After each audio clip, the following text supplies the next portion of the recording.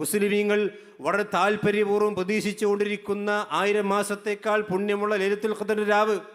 ആ ലൈലത്തുൽ ഖദറിന്റെ രാവ് ഒരു പ്രതീക്ഷിക്കേണ്ട ആവശ്യമില്ല. കാരണം അത് ഇറങ്ങി വരൂല. ഖുർആൻ ആവർത്തിക്കുമെന്ന്, ലൈലത്തുൽ ഖദർ ആവർത്തിക്കുമെന്ന് ഖുർആൻ പറഞ്ഞിട്ടില്ല എന്നാ.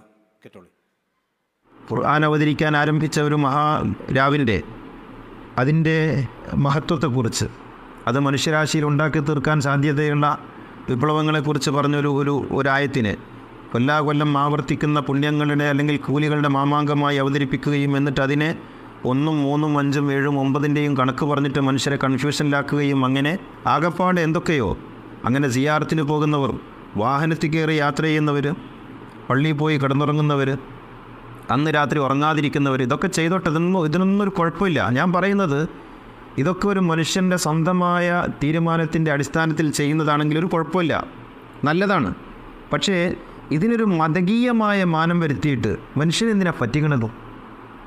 നിങ്ങൾ ഖുർആനൊന്ന് വായിച്ചു നോക്ക്. എന്താ ഖുർആനിൽ പറഞ്ഞത്? എല്ലാ കൊല്ലം ഇറങ്ങി വരുമെന്നാണോ? എല്ലാ കൊല്ലം ഇത് ആവർത്തിക്കുമെന്നാണോ? ലൈലത്തുൽ ഖദർ ആവർത്തിക്കുമെന്ന് ഖുർആനിൽ എവിടെയുള്ളത്? ലൈലത്തുൽ ഖദർ ആവർത്തിക്കുന്നു ഖുർആനിൽ എവിടെയുള്ളത്? ഖുർആൻ ഓതിയാൽ മതി, സൂറത്തുൽ ഖദർ എന്ന് ഓതി നോക്കിയാൽ മതി. അതിന് കുറച്ച് അറബി ഭാഷയും കൂടി അറിയണം. ഇയാൾ തന്നെ പറയുന്നുണ്ട് ഖുർആൻ ഓതാനുള്ളതല്ല, ഖുർആൻ ഓതിയാൽ കൂലി കിട്ടൂല എന്ന് ഇയാൾ തന്നെ പറയുന്നുണ്ട്.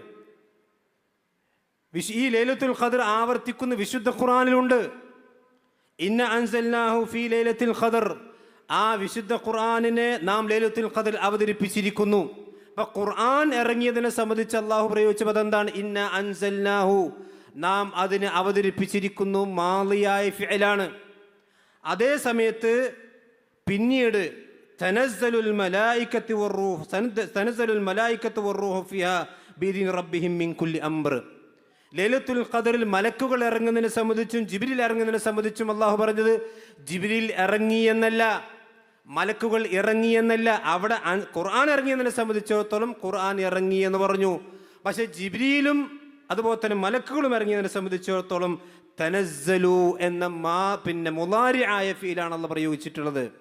മുളാരി എന്ന് പറഞ്ഞാൽ പ്രസന്റ് ആൻഡ് ഫ്യൂച്ചറാണ്. ഇപ്പോൾ നടന്നുകൊണ്ടിരിക്കുന്നതും ഇനി നടക്കാനിരിക്കുന്നതുമായ കാര്യമാണ്. അപ്പോൾ ജിബ്രീൽ അലൈഹിസ്സലാത്തു വസ്സലാം ആ റസൂലുള്ളാഹിന്റെ അടുക്കൽ ഖുർആനുമായി എന്ന് ഇറങ്ങി.